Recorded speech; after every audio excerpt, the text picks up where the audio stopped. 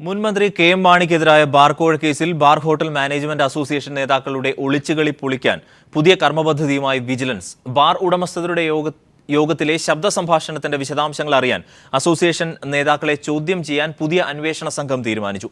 കഴിഞ്ഞ 2 പ്രാവശ്യം വിജിലൻസിന്റെ അപേക്ഷ നിരസിച്ച ഇവരെ വേണ്ടിവന്നാൽ കസ്റ്റഡിയിലെടുക്കാനും വിജിലൻസിൽ ആലോചനയുണ്ട്. ഇതടക്കം SP സുകേശന്റെ അന്വേഷണ രീതികളെ പൊളിച്ചെഴുതാനാണ് പുതിയ സംഘത്തിന്റെ തീരുമാനം. ബാർകോഴ കേസിൽ അന്വേഷണം പുതിയ സംഘത്തെ ഏൽപ്പിച്ചതിന് തൊട്ടുപിന്നാലെ വിജിലൻസ് ഡയറക്ടർ ജേക്കബ് തോമസ് തന്നെ നേരിട്ട് പങ്കെടുത്ത് അന്വേഷണ സംഘത്തിന്റെ യോഗം ചേർന്നിരുന്നു. പഴയ അന്വേഷണ സംഘത്തിന്റെ കർമ്മപദ്ധതി പൂർണ്ണമായും പൊളിച്ചെഴുതിയാണ് പുതിയ സംഘം കേസിനെ സമീപിക്കുന്നത്. SP R സുകേശന്റെ നേതൃത്വത്തിലുണ്ടായ പാകപ്പിഴവുകൾ തിരുത്തുക എന്നതാണ് ഈ സംഘത്തിന്റെ പ്രധാന ദൗത്യം. സംസ്ഥാനത്തെ വിവിധ ബാർ ഉടമകളിൽ നിന്നും പണം പിരിച്ച ശേഷം കെ എം മാണിക്ക് 3 തവണകളായി പണം കൈമാറി എന്നതാണ് പ്രധാന ആരോപണം. മൂന്നാമത്തെ കൈമാറ്റത്തിന് കൃത്യമായ ശാസ്ത്രീയ തെളിവും ദൃക്സാക്ഷിമൊഴിയും വിജിലൻസിന് കൂട്ടായുണ്ട്. എന്നാൽ മറ്റ് 2 കൈമാറ്റങ്ങൾ തെളിയിക്കണമെങ്കിൽ ബാർ ഉടമസ്ഥ സംഘടനാ നേതാക്കന്മാരുടെ മൊഴി അത്യാവശ്യമാണ്.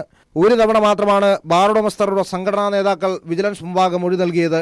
ബാർ ഉടമസ്ഥരുടെ യോഗത്തിൽ വെച്ച് മാണിക്ക് കോഴ കൊടുത്തതായി സമ്മതിക്കുന്ന ബാർ ഉടമ സംഘടനാ നേതാക്കന്മാരുടെ ശബ്ദ സംഭാഷണം TV ചാനലുകൾ പുറത്തുവിട്ടിരുന്നു. ഇതിന്റെ പശ്ചാത്തലത്തിൽ ബാർ അസോസിയേഷൻ നേതാക്കന്മാർക്ക് 2 തവണ വിജിലൻസ് നോട്ടീസ് അയച്ചെങ്കിലും വിജിലൻസ് മുമ്പാകെ ഹാജരാവാൻ അവർ തയ്യാറായില്ല.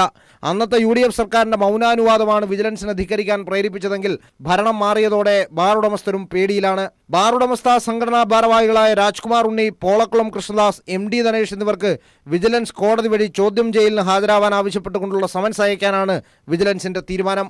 സമൻസ് നിരസിച്ചാൽ ഇവരെ കസ്റ്റഡിയിലെടുത്ത് ചോദ്യം ചെയ്യാനും അന്വേഷണ സംഘം തീരുമാനിച്ചിട്ടുണ്ട്.